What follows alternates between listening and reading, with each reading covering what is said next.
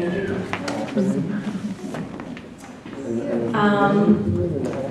my name is Katy Lederer. It's my pleasure to introduce to you tonight Martha Ronk, a senior poet in the best sense,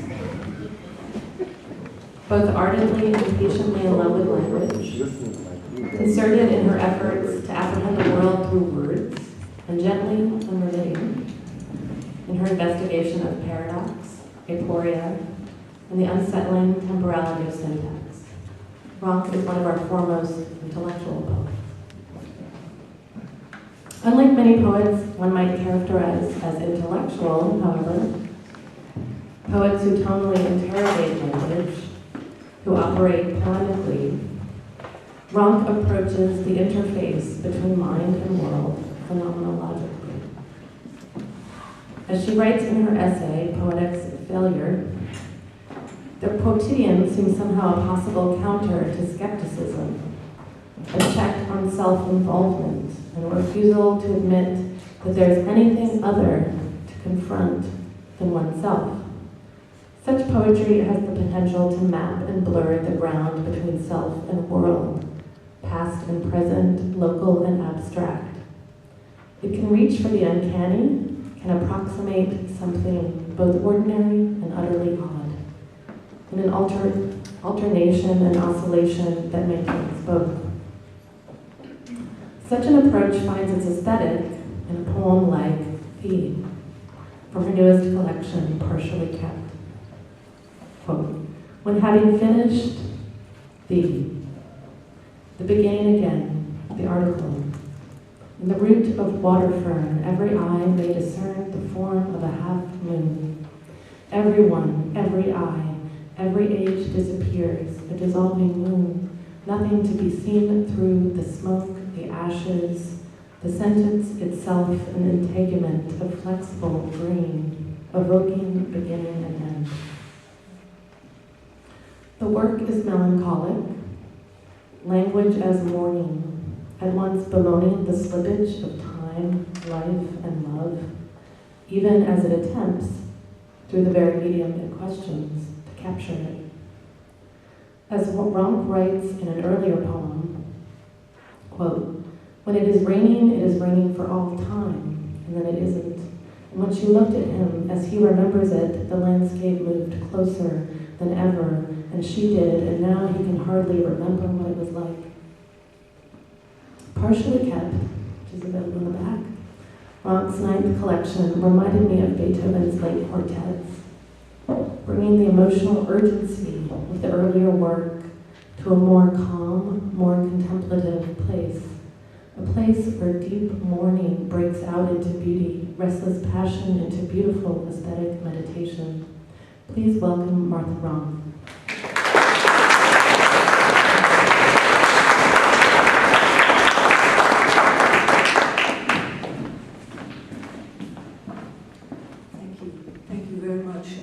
And I want to thank Stacey. I want to thank all of you for being here. It's a pleasure to be here. It has been a pleasure to be in New York this week. And I will read from two books. I was very lucky, having worked for a very long time simultaneously on two projects. They both came to fruition at the same time. So let me start by reading from Partially Kept. It's a book that actually does sound kind of intellectual.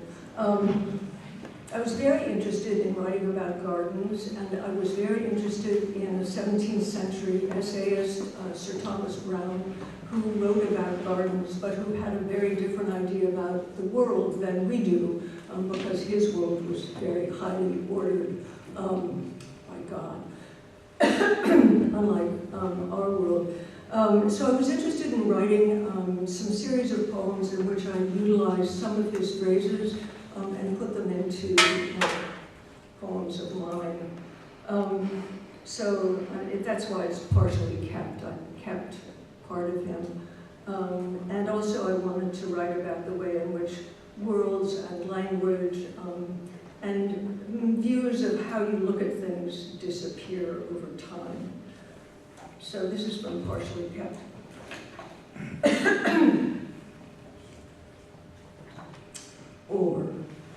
it begins with a phrase from Sir Thomas Browne, the wistful eyes which whilom glanced down upon the fields. Or on a morning, the wistful eyes which whilom glanced down upon the fields. Or on a morning, I wot not what in me is come to pass, in me this whilom who most gladly was. Or on a morning that came after the fields, lance-leaf blue, or only the fields, where I was distanced from the past, and from the time I saw it, my eyes having changed in the meanwhile, who was walking this morning, the morning moving through blue, having never, not that I am, or what is in me, the morning moving gladly, is now come to pass. By parallaxis. If one could see out of the dark chamber of just plain going about things, out of the past where many things are known, as some are seen, that is by parallaxis, or at some distance from their true and proper beings, the wingy divisions, reddish accumulations pooling, the startled recognitions of what was flapping, or hearing the air loosed in the pipes, then birds mouthing themselves into cardinals, one sister calling the other to tell what she saw. Sound. Let me not be, or being only in the gravel, the brushed sound it makes underfoot, or under that, or before the foot hits the ground, in the undoing of stone into gravel, the breaking apart, and then into sand at the shore where I left off. It was a beautiful day. The dunes at Sand Mountain in Nevada sing a note of low C. The stalks of mint. The stalks of mint set in glasses with the root end upward and out of the water, sending forth sprouts without the aid of roots or thought, reasonable enough, but not even a thought, of a face never to be seen again. A configuration drawn with thin ink, a face, and she had seen it too. The root stripped from the leaves, knowing this all afternoon, nothing to do with leaves, yet to touch them, to lift the mint into the air, as if the configuration of it would hold what's sketched in. A nervous line. Her.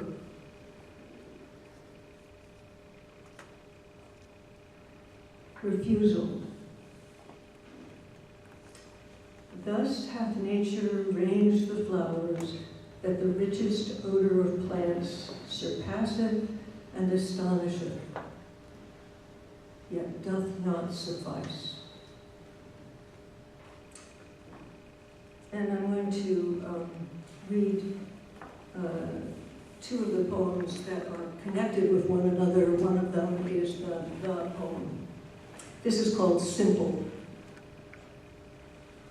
The unsparing spare. The line in Turgenev's suicide note, I could not simplify myself. Reaching a point that's never reached, the doorways. Up there in the potager, you could see it was held by rattling twine, yet it kept them out and in. But the old sepulchral bed in the marketplace of Megara was in the form of a lozenge, readily made out by the composure of the body. The door opening, the body in the form of passing through, framed by it. And can one think of reaching out and not touching it? Is that what it would be like? Air at the fingertips, oneself in the strict form of a lozenge. If I could simplify myself. It floats there like the garden at the top of the hill.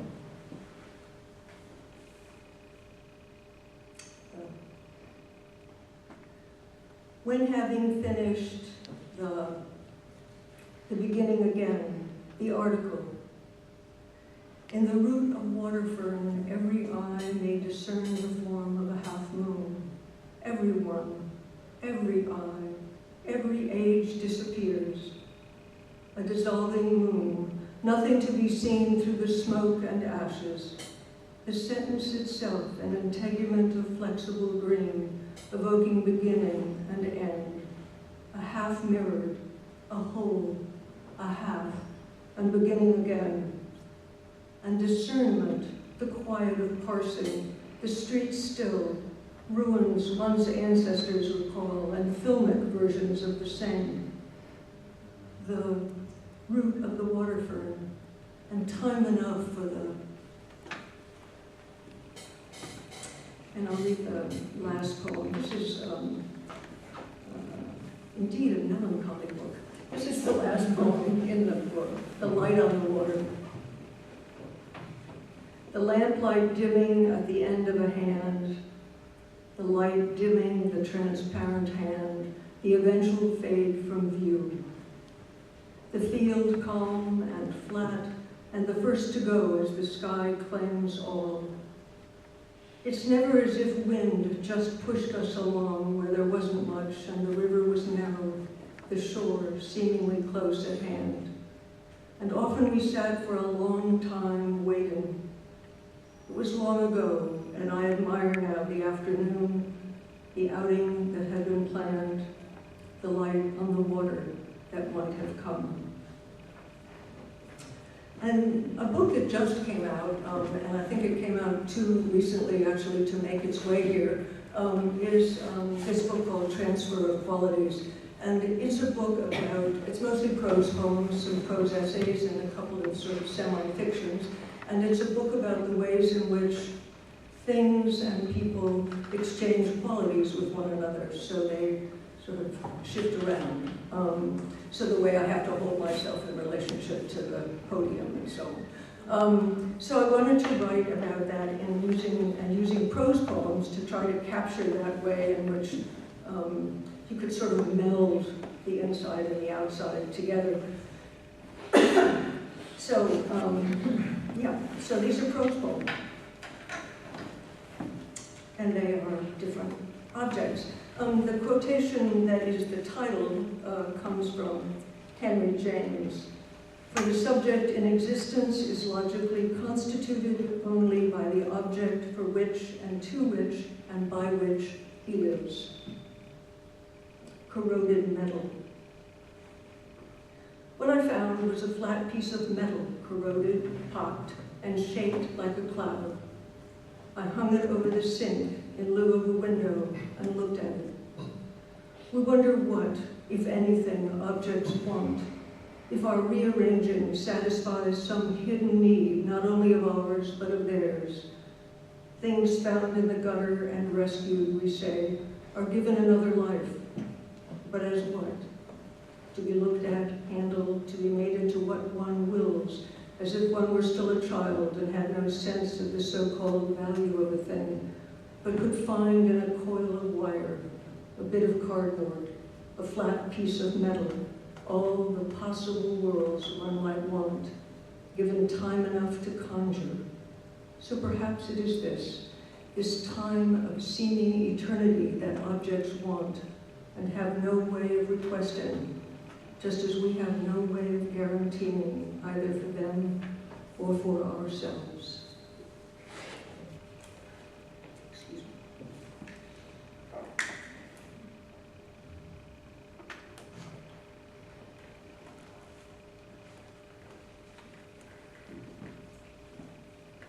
The contest. I remember the woolen area rug as it curled at the ends and provided the exact obstacle to walking, perfect for tripping, and she was so very old at the time that everyone in the family thought it, although brought all the way from Russia, woven by small fingers, should, although she wouldn't hear of it, be removed. Red and faded, the cassock lay at the foot of the stairs, a bold medallion design, 49 knots per square inch, lying as if in wait. Her translucent hands moved on the white sheets, sliding over the selvage and refusing. Slippage, hip bones, fibula, tibia, cuneiform. It is disturbing even in memory, pressing hard up against balance and composure, the reoccurring and unevenly matched contest with things. The window. The window is both a thing in itself and a transparency that obliterates itself by being itself. The thing itself is the wooden frame and cross pieces, the smudged glass panes. The frame creates both an exact view, a tree cut off at right angles, a corner of roof and jacaranda blooms, and also a frameless view that pulls one off the seat one is sitting in toward the walls on the other side of the room and out into the blinding white of the morning. It is between inside and outside, between every picture one has seen of trees and these trees, between stasis and movement, between the certainty of the keyboard beneath the fingers and possibility, both the light, slight noise of tapping and the tapping of matches in the window, creating an illusion belied by the weighty body of a weightless glide into the California light that seems the absence of all light, transparency itself. A postcard. Is there any way, to understand why one had to buy it in the first place, or why one clings to the flea market postcard in the basket on the bookcase? She's not around. The card would exactly suit a person whose immediate presence is missed. I hold it in my hand, could send it through the mail, and imagine it in her hand in some other place. But this one, that could originally have been mailed for 2 cents, isn't the one I sent. This one with a picture of a 2-story house, bare trees, and snow is the one I pass over every time I thumb through, since it should be sent from the heart of the country to me, to remind me of railroad tracks and Depression-era glass, from a missing visit to a missing relative, if I had been such a person.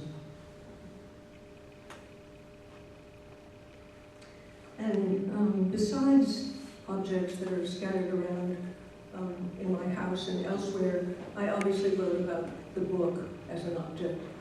So I want to read, there are a series of these, so I'll just read a few of these. And I also wrote about photograms, which I'm not going to read to you because most people don't know what they are. But this is an example of one. A photogram is actually where you take an object, put it on a piece of photographic paper, expose it to the light, and then you get an image.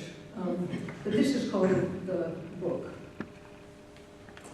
The word in the sentence has been smudged, the ink blotted, the paper overfolded, the meaning derailed, the sentence now pale, missing its force and import, languishing as the characters in La Boheme, sickly as music without words.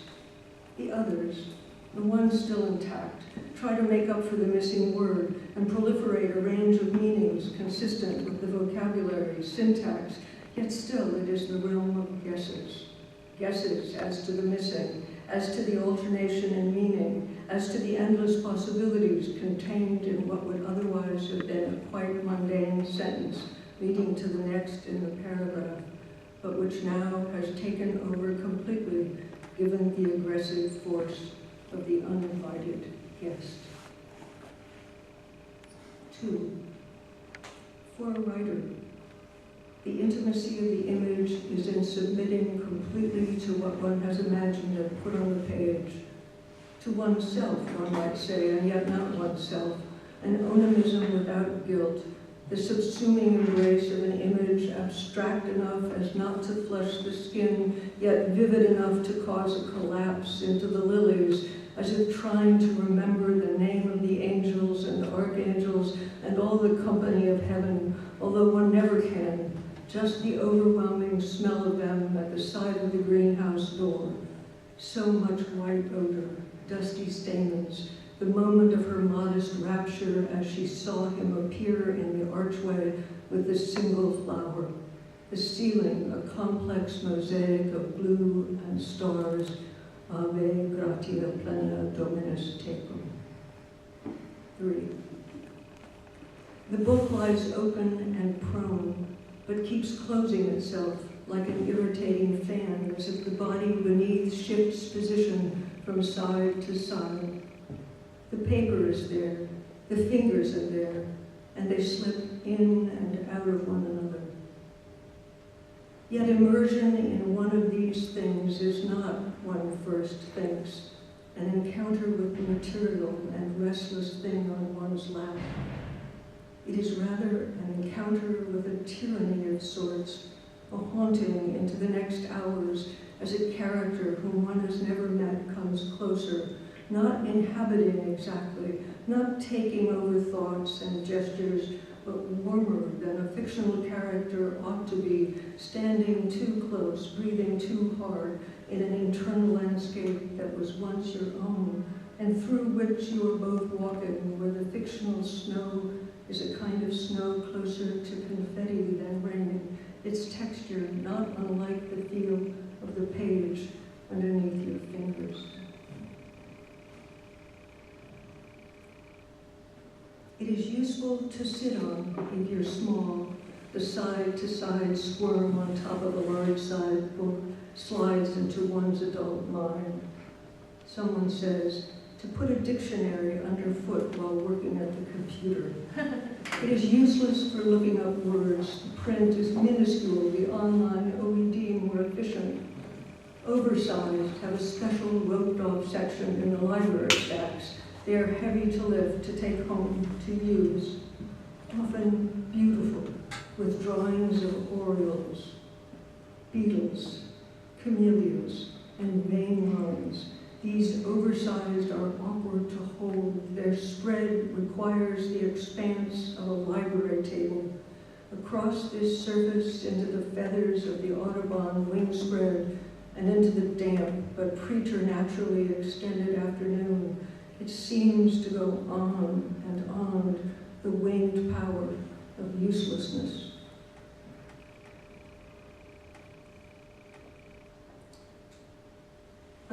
And I want to read something called The Object in Hand, which goes back and forth between my lines and quotations out of the newspaper. The Object in Hand. A pit opens up, and as one goes under, someone's hand reaches out to hold the bed sheet. It is momentarily recognizable as one's own.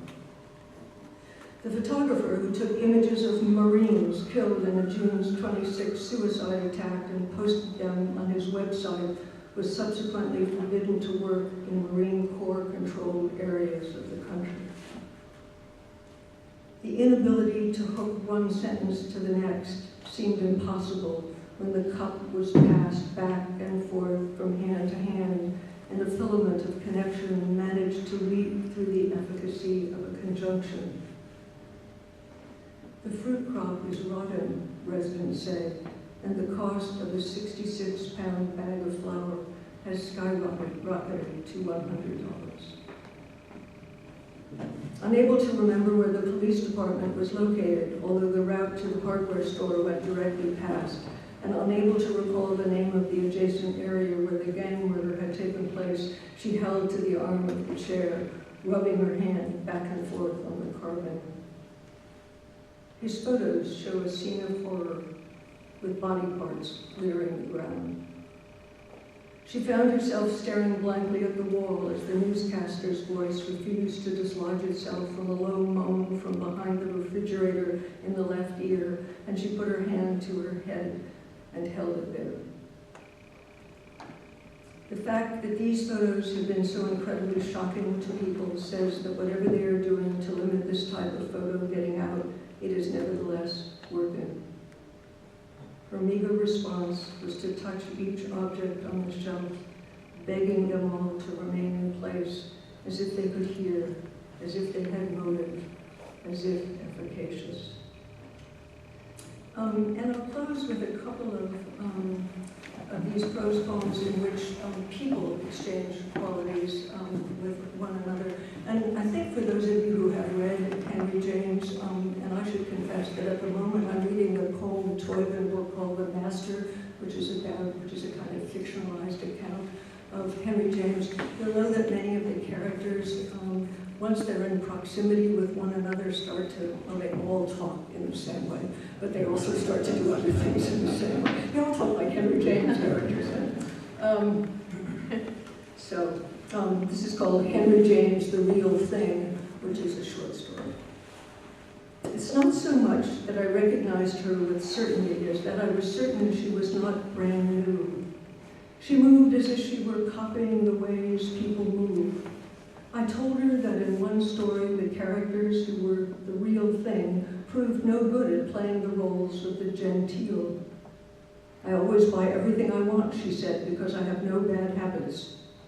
She was addicted to buying used handbags. She arranged them along a shelf and spoke to them in their slouchy configurations as if they were dolls that would, as she remembered from childhood, come alive at night.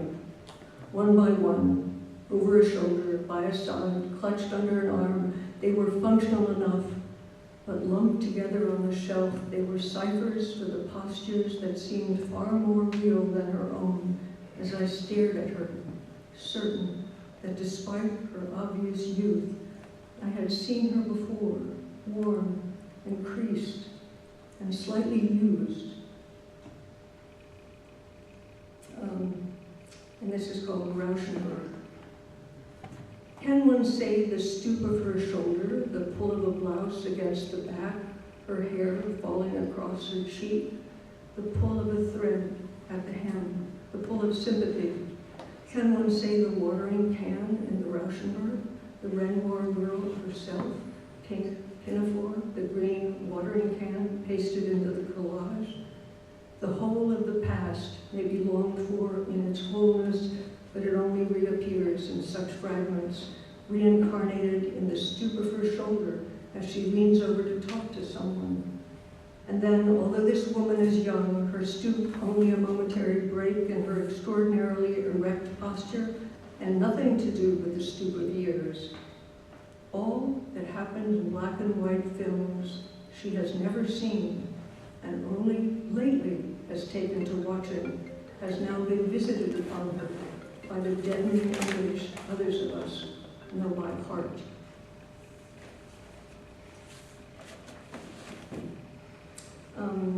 And finally, Audubon. One summer, by chance, visiting friends who had invited other friends to lunch, friends who had then asked to include and did include a neighbor who was asked along, I had the opportunity to see her portfolio of roadkill. The birds in her photographs were dead, their bones protruding through spread fingers held apart by disembodied hands.